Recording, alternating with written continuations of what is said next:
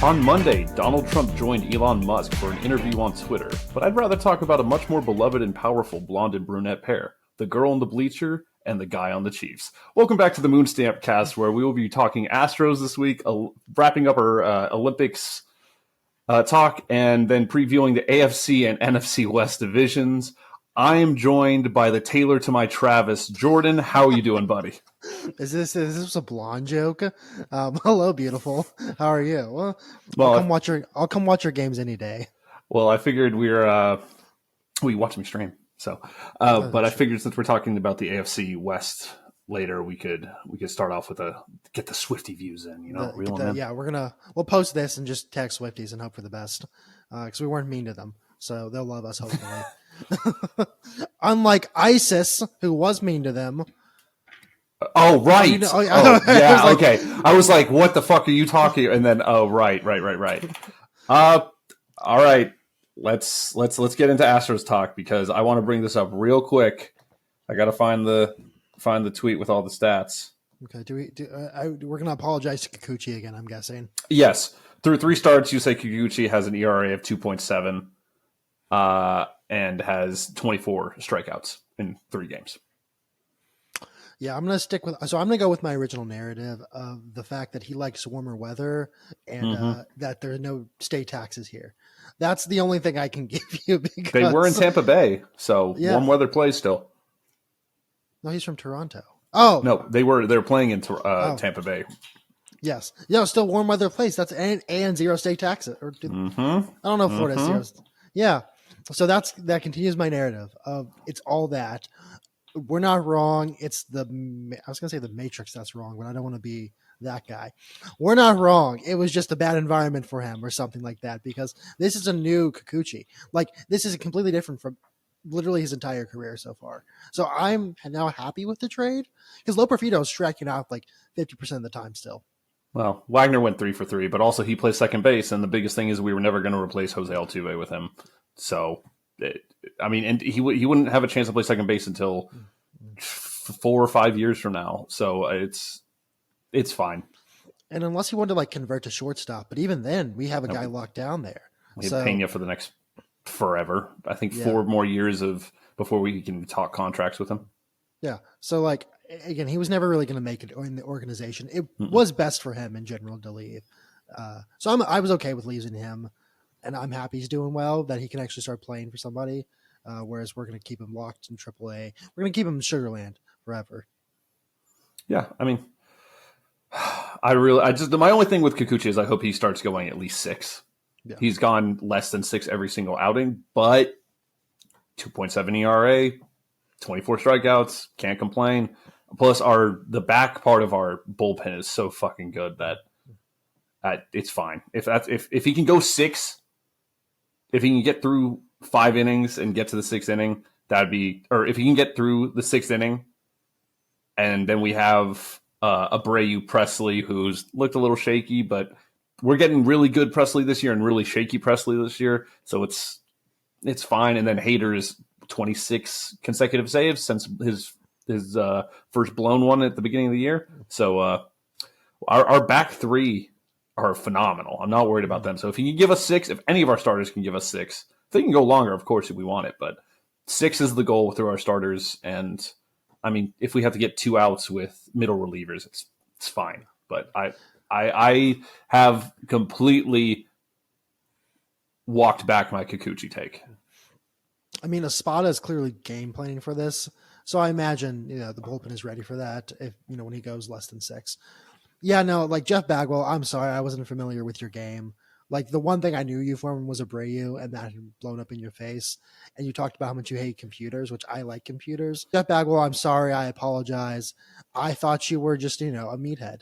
And turns out you're a baseball savant who can pick the best pitchers out of a hat, who, again, never has looked like this in his career. So good for Jeff Bagwell, good for Dana Brown. James Click, whatever, just stay in Toronto. Jeff Lunho, stay in Spain where you are right now. So we have Jeff Bagwell. I'm on the Bagwell train now. I lost what I was going to say. This is bad podcasting. I'll just say this real quickly because this is a good clip. When I was in 3rd grade, fourth grade, I dressed up as Jeff Bagwell for Halloween. Now you may go, Jordan, okay, you wear a Bagwell jersey. No, I committed to the bit. I cut my own hair so I could. I took my gel and glued a goatee to my face. Oh, I love it. Yeah, and it worked. I mean, it looks stupid as hell, but it worked perfectly. So I'm gonna actually have to do that again, except this time I actually have facial hair to use. I don't think I can rock a goatee, but in honor of Jeff Bagwell, I may have to do it. That's fair enough. I saw a tweet to transition into more Astros talk. I saw a tweet, and I want to know what your opinion is. It was a poll. Would you rather keep Bregman for 5 years, $180 million, or Tucker for 8 years, $300 million?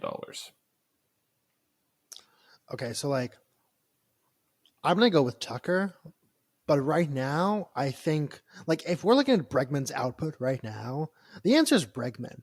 Like, he's killing it. He's like he may be, I don't know the stats, but I'm just going to say it. He's the hottest hitter in baseball by a mile. Tucker is sitting at home right now. I saw something about the bone bruise. Sure, like, I don't know. I don't understand. I'm not a doctor, whatever. But theoretically, I say Tucker, but like right now, if you're looking at the Astros and how the Astros are performing and the fact that Bregman does this every season, it might be worth those 5 years with Bregman. Let Tucker walk, let Tucker go somewhere else. Because we had talked earlier in the podcast or the podcast series about, hey, what's going to happen is they're going to offer Tucker a lot of money. He's not going to take it because streets are saying, Brian, we have already done that. And he said, no, streets are saying, I'm not saying, streets are saying. And if Bregman performs like this, I mean, even for half the season, that's worth it in my opinion. So I said Tucker just because I like Tucker, but realistically it's Bregman. You take that Bregman deal. I think, 8 years is a long time to say that we're going to still have a window open. 5 years is a little bit more realistic. Still, I'm going to honestly put our window to win another one of these things in the next 2 to 3 years. Best case scenario is we keep both, right? We just shell out the money. Not going to happen. But, Bregman's the soul of this team. He brings that loud, I do not like using this word when it comes to sports, but the swag of the locker room. He brings that out, and he's the cocky motherfucker that just cranks baseballs and lets everyone know about it. It's 4 games in a row right now that he has a moonshot, and he looks great. He looks really, really good. I mean, like I said, he's the best hitter in baseball right now. When he's hot, he's hot. That's the Bregman curse. Like when he's cold, he's cold. When he's hot, he's hot. Mm-hmm. You just have to hope he's hotter than he is colder throughout the season. And this season, he's been hotter than he has been colder. Which, for the record, we were talking at the beginning of the season as friends, even at the beginning of this podcast, of the window may be over. The Astros may be done. And now, we're talking about 2 to 3 years. I feel optimistic. I'm feeling good. Also with Tucker, who knows if he's going to do this whole thing where he sits on the IL forever for the rest of the season. I like Bregman. I still need to buy a "You Should Have Walked Him" shirt with him doing that, or this for the audio or for the video listeners, the 4. But I should have bought one of those. I like Bregman. Bregman, again, that 2017 team, that 2019 team will always have a place in my heart, other than one, Kermit the Frog motherfucker. And so I'm just very happy. I've never heard him called that before. You've never heard him called Kermit the Frog motherfucker? No. It's that, he doesn't have a special place in my heart anymore, but those entire 2 teams have a very special place in my heart, and Bregman was on both of those, and I still love Bregman. Oh, you're talking about Cole. Yeah. Who do you think I'm talking about? Mike Fiers. I was like, oh no. You said 2017. I was like, Mike Fiers, Kermit. No. You're talking about Garrett Cole. Okay, yeah. Yes. Brian, I don't even count him as an Astro. He's left the Astro pen. Yeah, no, he's not even in my mind anymore as an Astro. He's gone and shaved his beard in at Oakland or wherever. He actually was in Seabrook recently. So they did not use him against us at all for the past 4 years. Yeah, I think because the batters would have done they would have charged the mound for fun.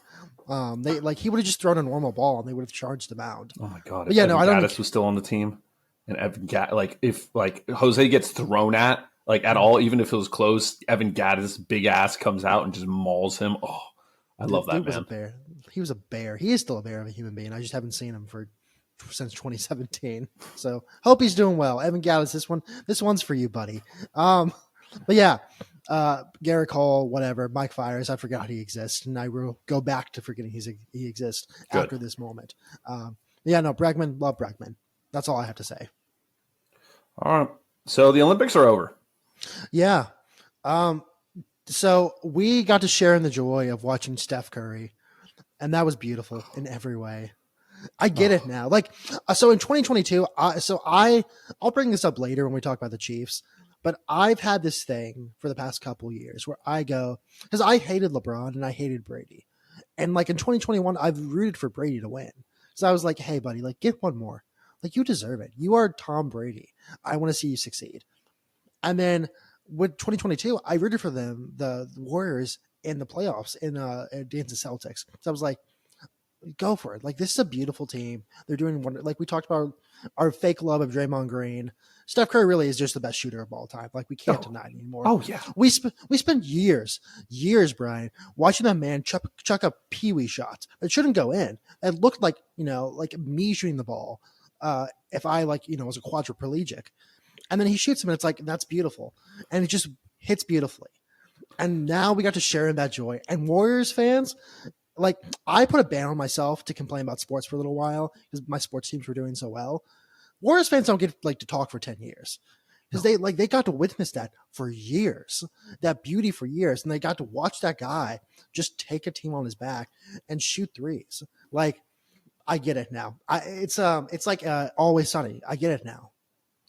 France got to experience what Rockets fans had to experience in the late 2010s.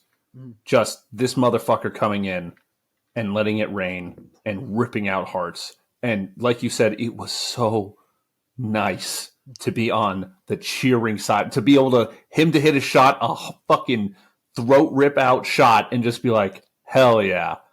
France knows what it's like to be a Rockets fan for all those years. If only we could put Chris Paul on France, then they'd definitely lose. And then the other thing of what you brought up about Brady and the Warriors and stuff, dynasties are fun in retrospect. If you are not in the fan base of a dynasty, you despise them. But then towards the end of their run, you will see a lot of people flip the switch and be like, you know what, put a cherry on top, win one more. A lot of people did it with Brady. I feel like the Brady thing was a little different because he went to the Bucks, and people were like, cool, he's not on the Patriots, fine. It's not the Patriots that win, but sure, Brady can win another. It also didn't help he was facing Mahomes in that moment, so it was like hey, win one against this guy because this will be really your last chance, and then let him have it after that. And now we talk about the Chiefs, like we're going to get into later. They're the dynasty in the NFL right now, and it's not close. And there's a lot of hate that goes towards them. 10 years from now, we're going to look back and go, man, those Chiefs teams were incredible. We're going to look back with rose-tinted glasses and enjoy it. But we're going to hate it at the time because looking at the quarterbacks he's preventing from making it to the Super Bowl or winning a Super Bowl. Joe Burrow snuck past him. That he lost the Super Bowl. Mm-hmm. Josh Allen hasn't made a Super Bowl. Great quarterback, top 5 quarterback in the league, probably top 3. Lamar Jackson, same thing. Hasn't been able to make it, gets stopped by the Chiefs. To me, top 3 quarterback in the league. Mahomes is a killer. He is preventing, like, when Brady was doing his reign, Ben Roethlisberger won a couple. Peyton Manning won a couple. Eli Manning, of course, won a couple, but that's out in the NFC. There was AFC quarterbacks that were winning Super Bowls while Brady was on the Patriots. If Mahomes keeps this up, and it's highly unrealistic that he keeps it up, but if he does keep it up, he is presenting some of the best talent to ever come through the NFL at the quarterback position from reaching the Super Bowl. Not winning a Super Bowl, reaching the Super Bowl. And it's insane. If he keeps this up, he's going to surpass Brady, and that's going to break my heart. But like, Brady, not sadly, it's great for me, but Brady has the head-to-head, so he'd have to win another Super Bowl more than him to have that crown. But what he is doing and what the Chiefs are doing to the league, we're getting into it too early. We're still talking about the Olympics, but it's incredible to watch. I'll talk more about that later. Yeah, no, like it's fun. Oh wow, it's raining. Cool, but we can talk about all that later. But what I want to say is that I spoke about LeBron. I hated LeBron as a young man, and in my hubris as a youngster. When he went to South Beach, only because I thought it was a dick move. And also he was not a dynasty, but it was a super team. He had a triple super team, Bosh, Wade, and LeBron. And then once he went back to Cleveland, I was like, I've seen the error of my ways. Now I've even seen more of the error of my ways, where I actually like LeBron at this point. I will call him LeBron Zedong because I think it's funny, but I do like LeBron. We talked about it, I hope Bronny succeeds. And so watching LeBron get the gold medal, and he has gold medals, but it was nice to see him and Steph and KD even another KD joining another gold winning team. But it was nice to see KD do well, and it was the triumvirate of the triumvirate of the NBA for the 2010s. They ended well. It was a happy ending. I know they're going to go play this season, but that's kind of LeBron's probably not going to win another. KD's not going to win another. Steph definitely isn't going to win another. And so this is kind of the goodbye. Thank you for everything. I'm also a huge fan of Devin Booker now. I watched him, I was like, Devin Booker, D-Book, you rock. No, okay. I liked him. And not me. I'm not a big Devin Booker fan. Not that he's a bad player or anything. Yeah.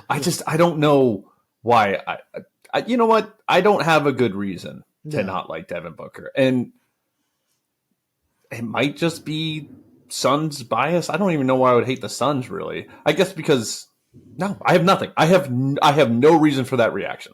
And I'm just a hater. Just be a hater. We're not clipping this. We're never going to clip anything that gets us hate. Except if it's Noah Lyles, which we will talk about in a second. Because Noah Lyles is running his stupid ass mouth again. Yeah, but hit me with it. I didn't see the quote. Okay, quickly. I was going to say something. Oh, D-Book. He was in the right places all the right times. I didn't really never notice him as a player beforehand, and that's on me as a person. But he played defense.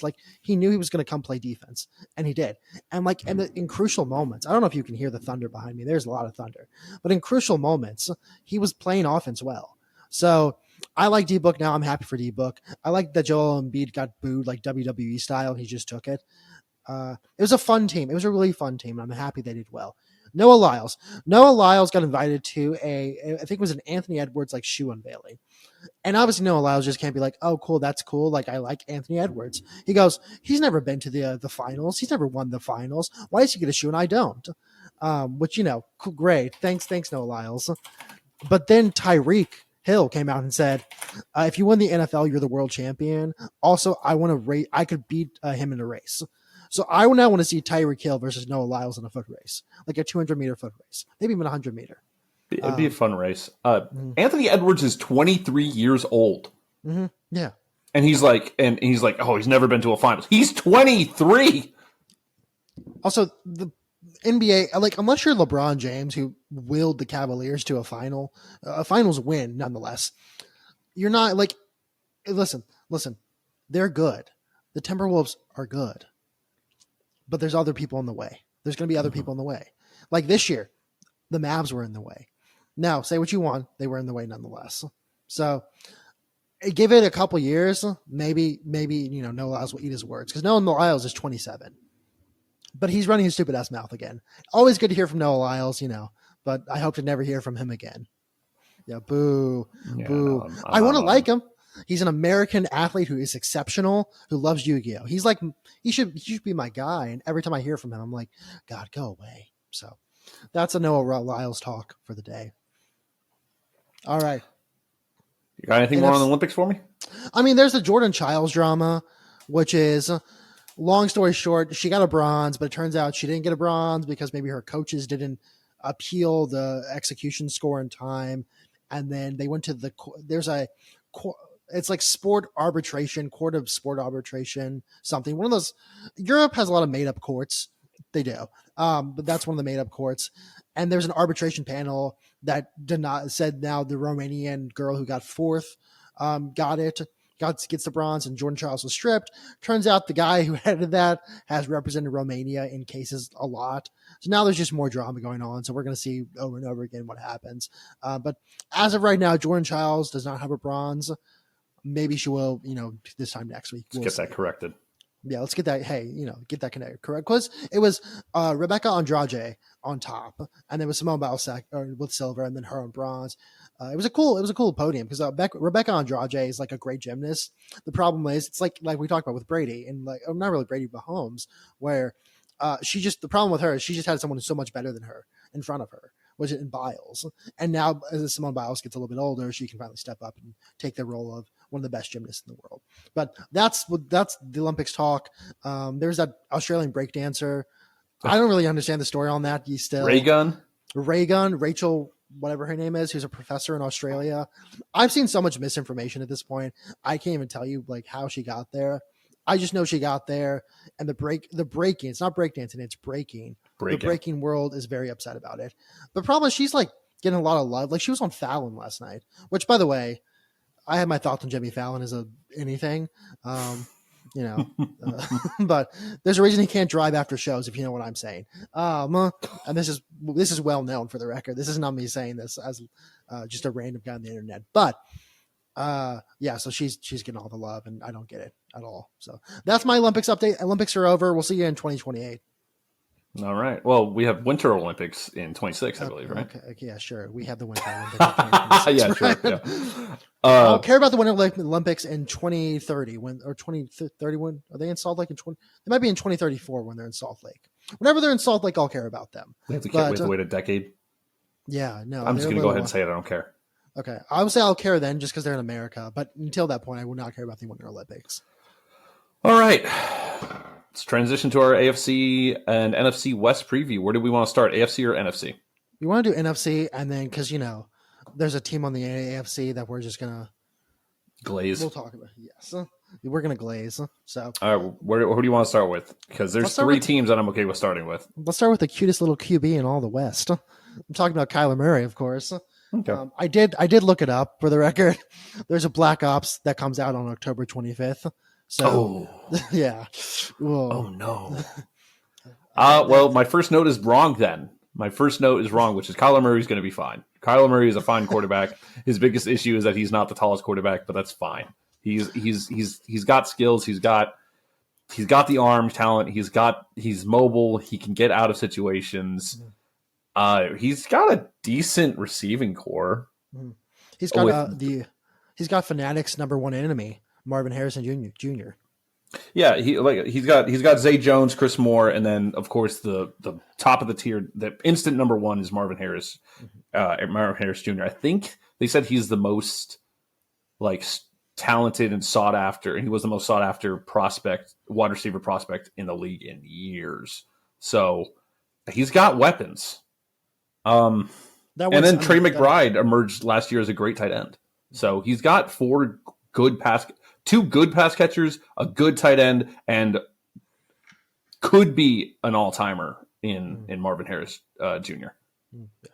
Yeah, I mean, I agree with all that. The only thing I might add on is that they worked well. They traded well and worked well on signing for their defense, except for edge rushing, which may be a problem because they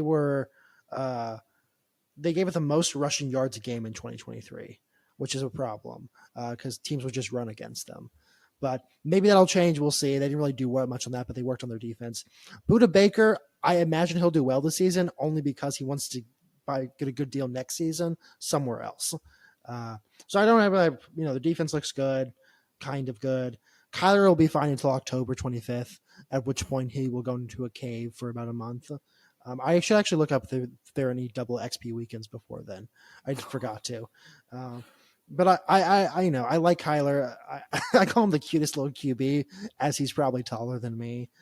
But I do like Kyler. I think he'll do well. I think he'll be fine, especially with Marvin Harrison Jr. coming in. He'll do well with that. And I think probably two young dudes working together. Again, I don't know. The Cardinals are kind of up in the air for me this season, just because it's everything's up. I don't know. I was gonna say so new, but. They're the perfect 500 team for me. Yeah. Except you can't be 500 in the NFL. They're the perfect 8 and 9 team to me. One thing I do have is that they have a rough beginning to their schedule. I believe 5 out of their first 6 games are against teams that made the playoff last year, which is a rough gauntlet to start off. And for just to wrap up their weapons. James Conner, while older for a running back, is coming off a career year. He had he had the most yards he's ever had in a full year last year, but they did use a 3rd-round pick on Trey Benson. Yeah. So they'll be able to. They've got a little bit of a 2-head monster back there, and it'll be fun to watch to see what they can do. My biggest concern is their offensive line. Yeah. Again, if there's one person, I mean, I said this last week, but like, I think Kyler with his physicality and his speed can probably maybe outdo some of those effects. But yeah, no, that's a worry. I was going to mention Trey Benson as well, just because it's nice to have that young guy in the back as well, with James Conner, who can help him out if needs be. So I think there's set up for success in the future. Just this year, I'm not really sure what's going to look like. I think they're a couple years away. Yeah, they're a couple of years away. They're a good 500 team right now. They're not going to wow anybody. They're not going to disappoint anybody. All right, Seahawks. You want to talk about the Seahawks? Seahawks. I'm excited for the Seahawks this season, actually. Really? Because so I really like Mike McDonald, who is the new head coach. Because I've read a lot about him in the past couple of years about how he's like changing the NFL's defensive schemes, because he doesn't have schemes. He has, I think it's called pressure patterns, where you can have a different front, you can have a different pattern, you can have a different blitz based on like one formation. And it's very interesting to see how he's running it. They've called him the Sean McVay of defense. So I'm interested to see. So this year in Seattle, everyone's new. So there's a new DC, there's a new OC, and there's a new head coach. If the head coach is as good a defense as they say he's going to be, I'd love to see that. The problem is, I don't know, Geno Smith. He's 2 Pro Bowls. This is 2-time Pro Bowl guy, Geno Smith. It's also Geno Smith. We're not going to talk about like the heights of the heights. I think before we get too far off of the head coach, though. Yeah. My first note is literally ding dong, the bad man is dead. Pete Carroll, see ya, bitch. He was a USC product during the Bush push and left right after all the cheating allegations and paying players under the table and stuff came out. And he fucked off to Seattle and got no repercussions. This sounds very similar to another guy who we're going to talk about on the West Coast. Very similar. and I also had, does the Geno Smith redemption arc continue? I think it does. I think he's going to be fine. I think he's going to be he's going to be 14 to 18 ranked quarterback through QBR, and he's not lacking weapons. He's got DK Metcalf. He's got Tyler Lockett that's going to have 4 games where he's going to catch a 70-yard touchdown. Or catch a ball about 40 yards out and then run it another 30 for a 70-yard touchdown, because that's what he does every single time. And Jackson Smith Njigba is their rookie. Is a rookie they drafted to really support those. So they've got 3 decent. They've got DK Metcalf. I really like. Tyler Lockett's a speedster. They've got good pass catchers. Can their offensive line going to hold up? And their defense to me is sneaky good. Like you said, with Byron Murphy, we have Leonard Williams, we have Devin Witherspoon. We got 3 great dudes. I think their defense can hold it for them. I like Geno Smith. I'm going to say that I like Geno Smith, but he's not. He's a kind of a guy you look at and you go, he's a mid-tier quarterback. He'll be around, and when he leaves Seattle, he'll probably go be a backup somewhere else. But he's not going to set the world on. He's not going to change the game for you. He's not going to be like, I was going to say Justin Herbert, just because we mentioned the other guy. But he's not going to be like a Justin Herbert for them. So I like him. We'll see what happens. Seahawks are very interesting. I'm interested to see what happens, because I don't know. Because I want them to. What'd you say? This is gonna be like an under the radar fun division this year. Yeah. We know who's top of the chain, but the other 3, they're gonna be fun to watch. The thing with the top of the chain, and we'll get to this in a second, I think they could fall off theoretically, because we got some other guys. I mean, we got some other guys in the division who I think could maybe knock them off if they play well in the division. 49ers are still probably the better team, the best team in the division, possibly in football. I don't agree with that. But Rams, Clayton Kershaw's best friend is on. Matt Stafford is a future Hall of Famer. Oh yeah, no, I don't disagree at all. I once made a joke to someone. I was a little, let's say I had a few beverages that evening, And I just kept going, oh, that Matthew Stafford is Aaron Rodgers is, or he's a better Aaron Rodgers, really, if you think about it. And like I just kept saying to this guy, and he kept laughing because he's from Detroit. But yeah, no, I love Matthew Stafford. So don't get that twisted. I just hear every time I watch Clayton Kershaw, I'm like, oh, that's Matthew Stafford's best friend. In the year of our Lord, 2014, you and I were in a fantasy football league that had just started with a bunch of high school friends keeping in contact with each other. And I picked Matthew Stafford, and I was laughed at. And I said, why are you guys laughing at me? And I won't name the names, but he's tall.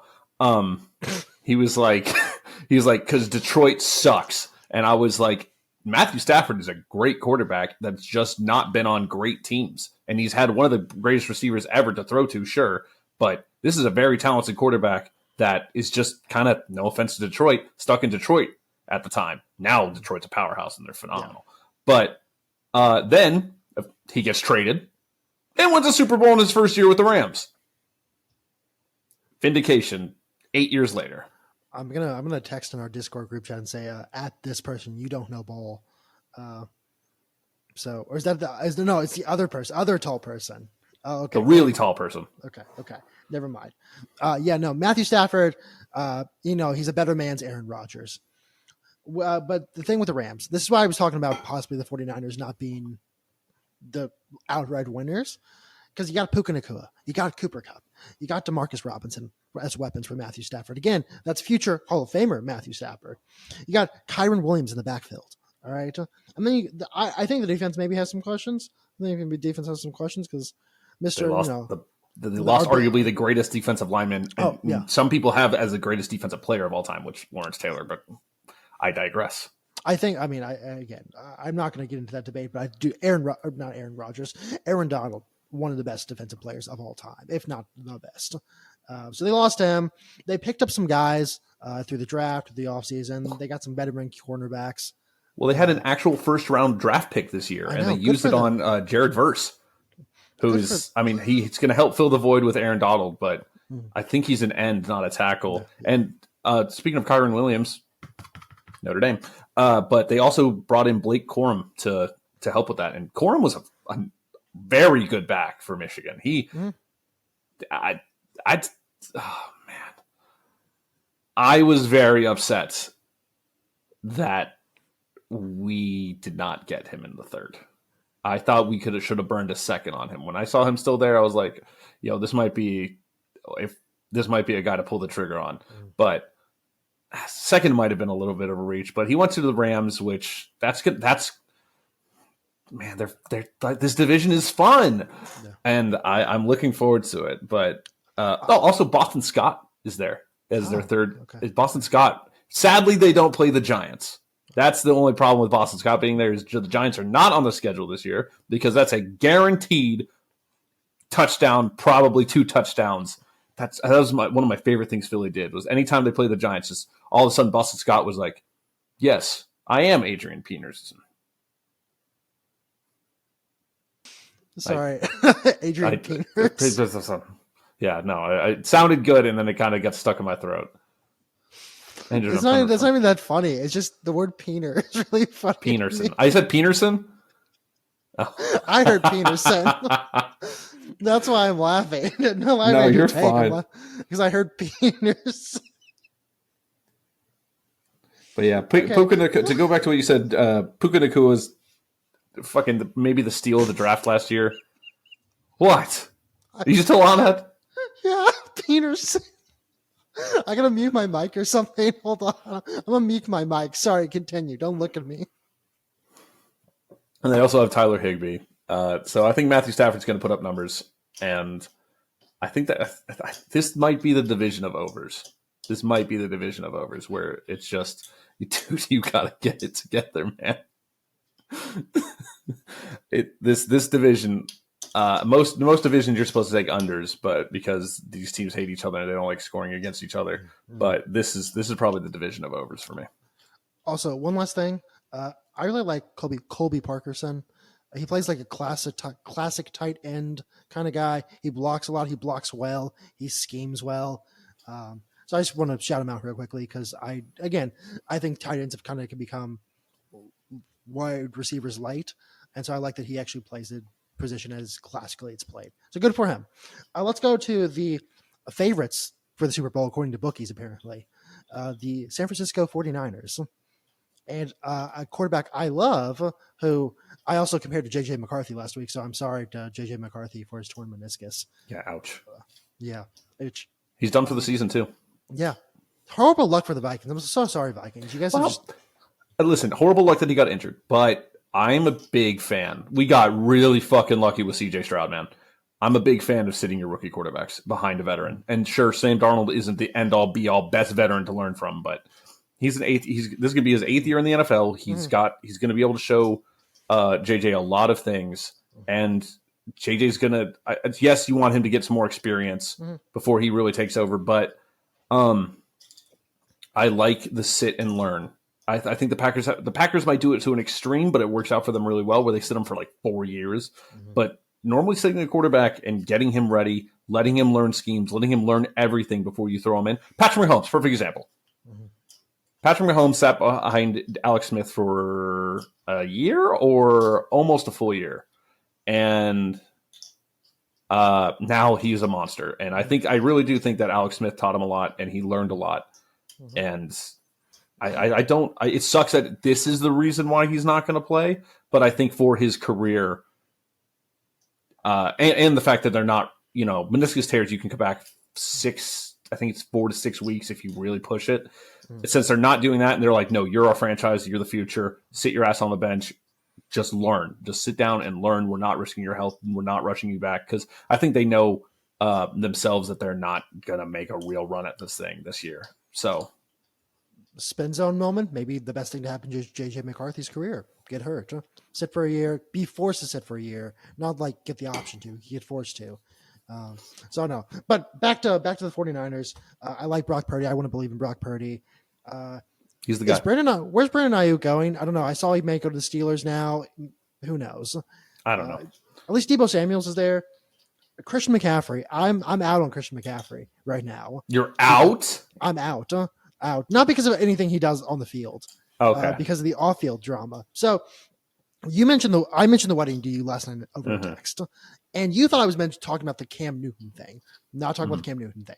So his wife, Olivia Culpo, one of the two, she was former Miss Universe. Whenever they got married, as celebrities do for some reason, they had their wedding pictures and interviews in Vogue, which is, again, something you do as a celebrity. In that, she said, I don't want my wedding dress to exude, because she had 3 wedding dresses, but the one she was referring to was, yeah, I know. There's like the wedding dress, there's the reception, and there's the party. Okay. Yeah, I know. Well, when you play in the NFL, you can afford 3 dresses, and she's like doing things. She's an influencer, I think.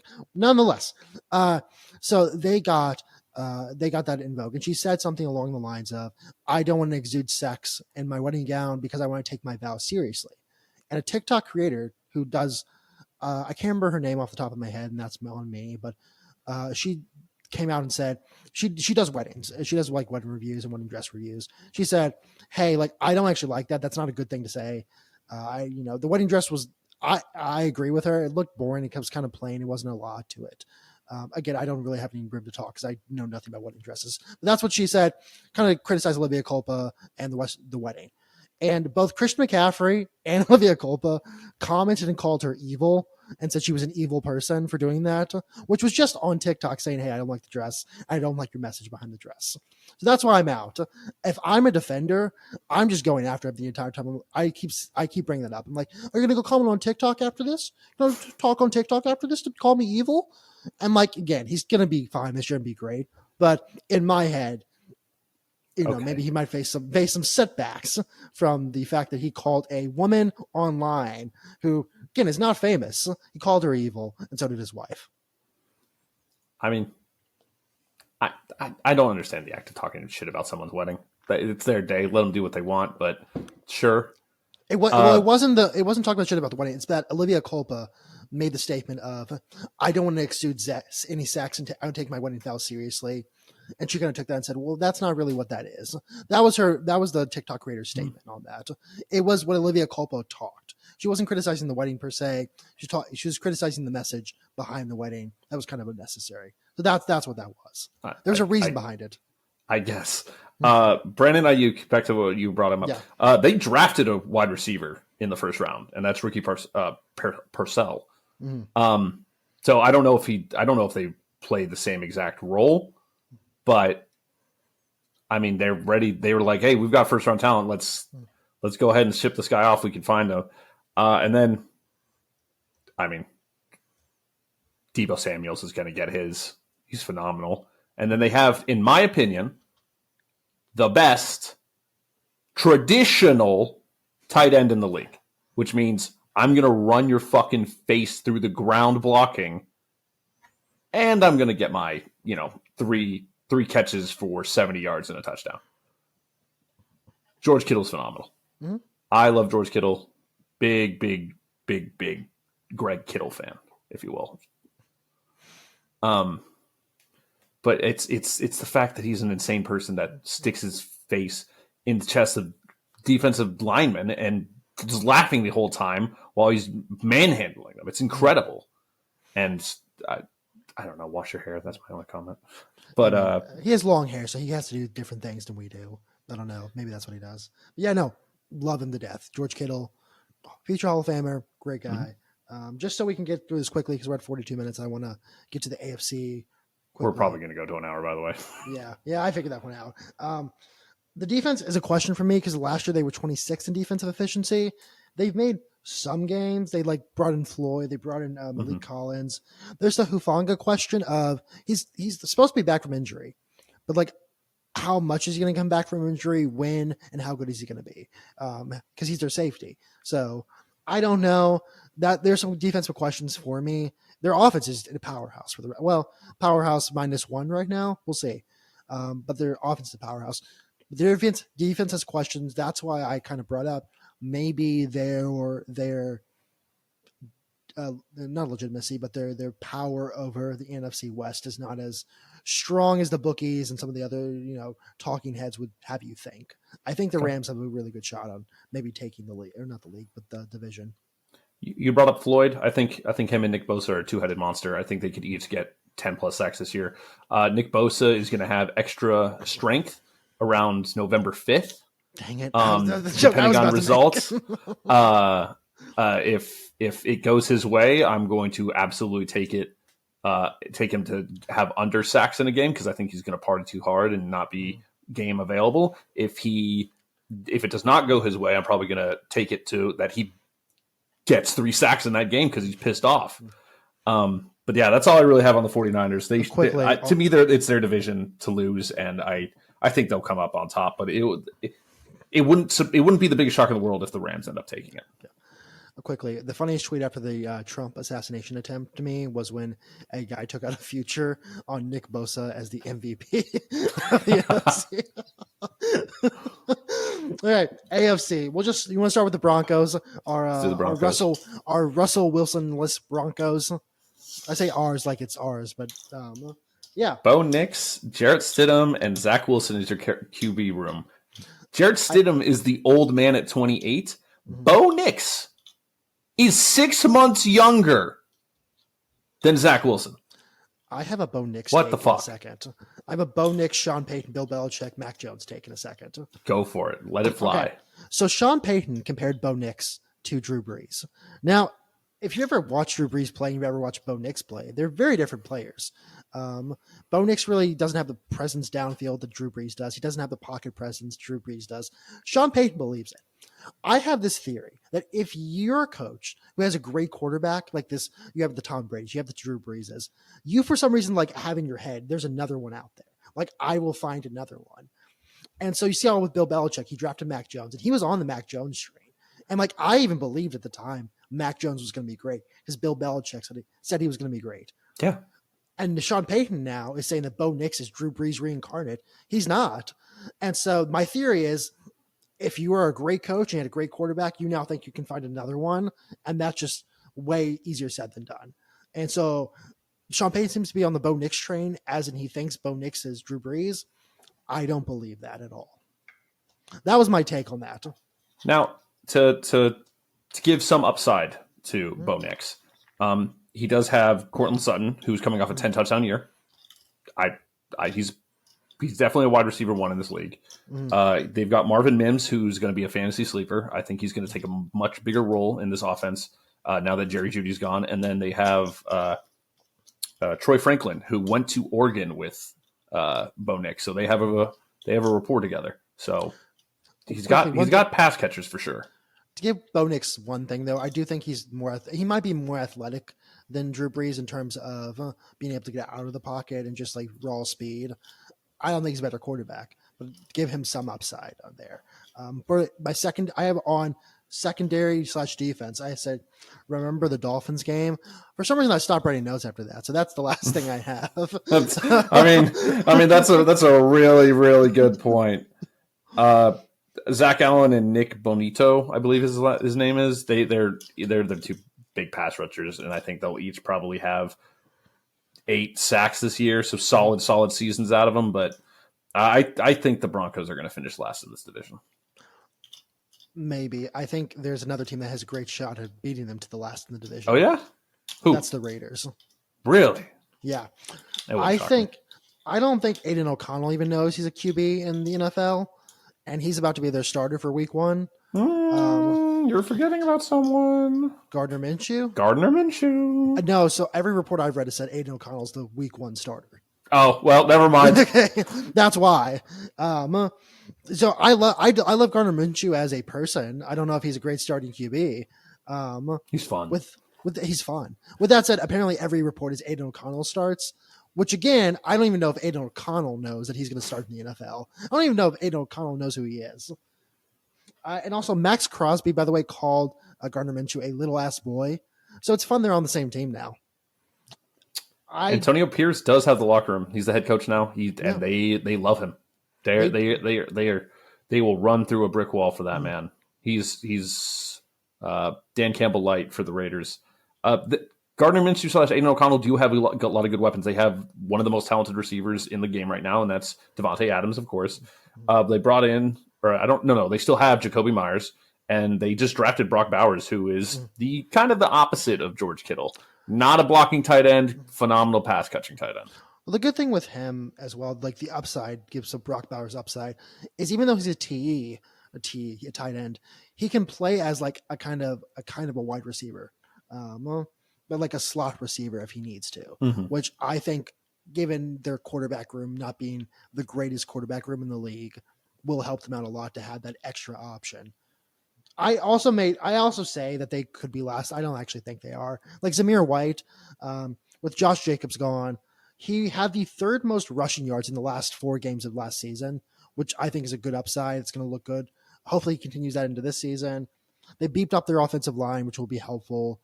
And then they have a good D-line as well. Oh, they have a great D-line. They have a great D-line, yeah. John Jenkins, Christian Wilkins, Malcolm Kuntz, all led by Max Crosby. They have the wonderful part about that defensive line is they have the ability to put so much pressure on the quarterback without having to result and like heavily favor blitz packages. So you can have your secondary covering people without sending the house to get pressure on the QB. Those 4 should be able to pressure the QB more than enough. I mean, Max Crosby has a future Hall of Fame daughter as well. So what? Okay, so on his chest, he has a tattoo of Muhammad Ali, Michael Jordan, and Kobe with his daughter. And so by that logic, she's going to be a great basketball player. Okay. And then the last thing I have on the Raiders is Amir Abdullah still in the league. He's their 3rd string running back behind Zamir White and Alexander Madison. So that's just my little fun fact of, this guy's still around. That's not something you see with running backs a lot as well. You don't get like the Colt McCoys of running backs where you're he's there too. I'm pretty sure Amir Abdullah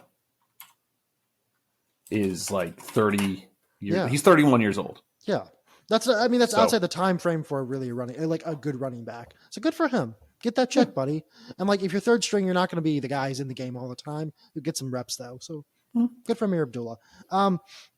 So let's go to Chargers and Crooked Jim. I'm going to call him Crooked Jim because that felt right. I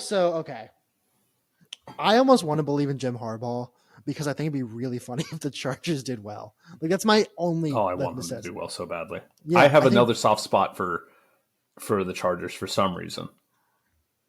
I mean, I think it may be Justin Herbert. I love Justin Herbert. Mm-hmm. I want him to succeed. I don't think he will ever succeed. He's always going to be like the quarterback you refer to as, oh, he's a really good quarterback. And there's really nothing else there because he just won't succeed. You have Keenan Allen, though, and Mike Williams leaving. DJ Chark might be his number one now. I don't know. We'll see what happens in the season. They did draft Quentin Johnson. Yeah. I just and they don't forget Lad McConkey. All right, Mr. Georgia himself. I don't know why I say Mr. Georgia. He's not really Mr. Georgia. Watch him on the road, please, Los Angeles. But I want Herbert to succeed. I don't really know who his number one is, though, but I think it's DJ Chark. That's losing Keenan Allen hurts for sure. Yeah. And the reason I want to believe in Jim Harbaugh is because if I saw, and the thing is, they actually drafted quite well. And I do wonder, I need someone to do a study for me because I won't do it. If you're a coach who comes from college, how well do you draft? Because maybe you understand the college game a lot more than a scout in the NFL. Like Jim Harbaugh obviously has a pretty deep understanding of the college game and who actually is good in college based on, because you can say someone's good in college and then they don't come to the NFL and they're just missing some fundamentals. Jim Harbaugh obviously has been ingrained in that culture for years now until, he did break a lot of rules and get sent away. He got Pete Carrolled. So I have that Justin Herbert will be fine. But this team definitely looks like it's in a rebuild. You got to give Jim Harbaugh time to do his thing, and in a couple of years they might dethrone the Chiefs. They'll attempt to dethrone the Chiefs. By a couple of years, you mean when Andy Reid is gone, Patrick Mahomes is retired. Yeah, Justin Herbert's for some reason still there, and Jim. But speaking of the Chiefs. So, Brian, we spoke somewhat about this earlier. I went to run my notes for the Chiefs, and I have some notes. But I realized none of this matters what we're doing. None of what we're doing matters. Nope. We can say all we want about, maybe the Rams can do it this year. The Lions are looking good. Or maybe the Ravens can get there. The Bengals, the 49ers. But in reality, what's going to happen, Brian? We're going to start the season. Chiefs might start slow. Who knows? They won't, but who knows? So at some point in the season, they'll probably look a little questionable. We lose a couple games here and there because all teams do.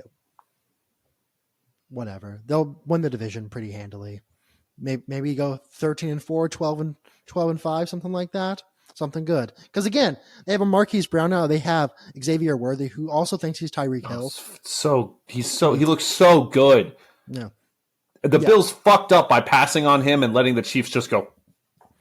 Yeah. Okay, sure. I want to see the Chiefs war room at the moment. We're like, oh, those idiots did. Thank you. It's the what's it called? Jalen Reagor and Justin Jefferson thing from a couple years ago, where Minnesota's kind of just sitting there and they get the news that the Eagles drafted Jalen Reagor, and they all kind of just went, does that mean we get our guy? And they did, and Justin Jefferson's now the best wide receiver in the league. Yeah. But Xavier Worthy looks amazing.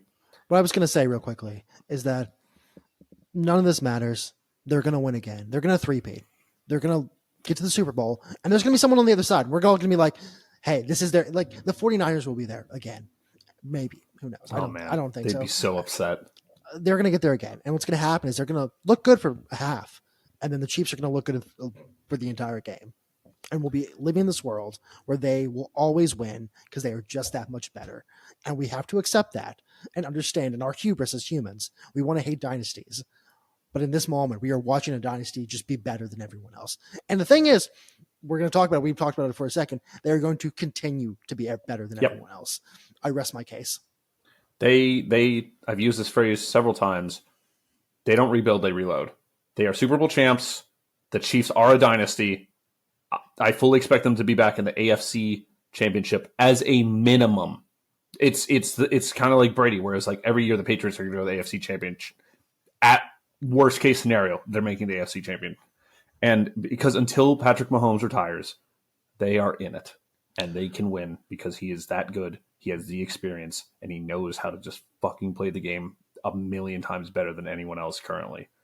And then he's just better. Like, he's just better. There's like that Homelander quote where he's like, I'm just better. Patrick Mahomes is just better than us. He's better than humans. He's just that good. And then I'm excited to watch Isaiah Pachenko run angry again. It's just a very funny watch him run. And then last, of course, Travis Kelce is one of the biggest icons in the world because he is dating the most famous person in the world currently, pop star wise, non-political wise, at least top 5 most famous person in the world.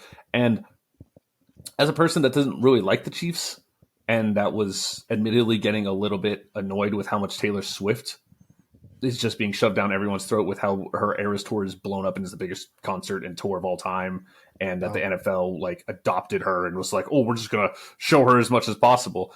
They're so fucking cute. I was a hater at the beginning, being like, I'm so fucking tired. I'm so fucking tired of seeing them. And then like my fiance would be like, oh my god, after a concert, she like saw him and like ran over to him and like, little cute, I guess. And now I'm just like, oh my god. So I've been corrupt by my fiance that I almost want the Chiefs to win another one because I think I had it last year that if they win another Super Bowl and Taylor's there, Travis will get down on one knee and be like, this is the second most important thing of my day. All right, and that's the Chiefs, man. They're just going to do it again. All right, let's get to the painful part of this conversation since we're done with the NFL. Quickly, can I have one thing real quickly? Your time, okay? Because we haven't done this yet, and I'm going to do it. So what was the Colts guy who does that song, the Flow with Seth? Okay, so by the way, I've created a cadre of what society may call oddballs. Like, I was on the Nick Adams train very early because I thought he was very funny. I just have guys like that I like to follow on different social media. I was on him last year. With that said, I went to his page recently just to kind of see what he's uploading because I haven't seen him in a while because he's blown up all of a sudden.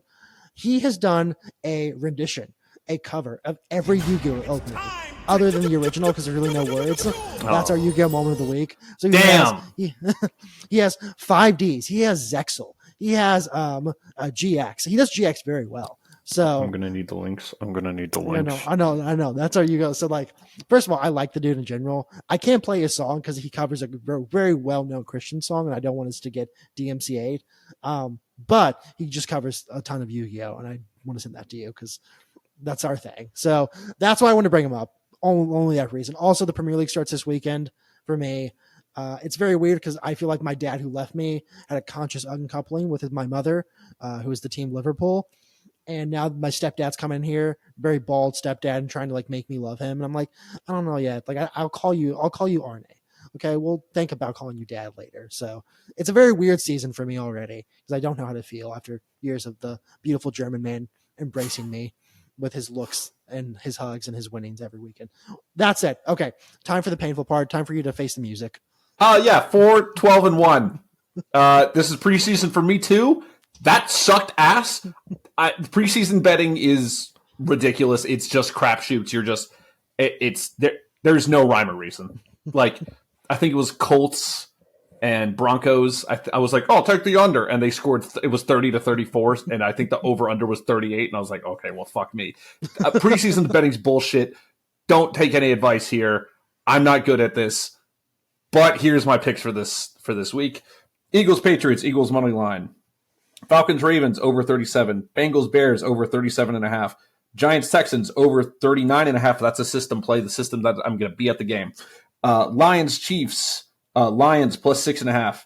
Vikings Browns over 38. Cardinals Colts under 37.5.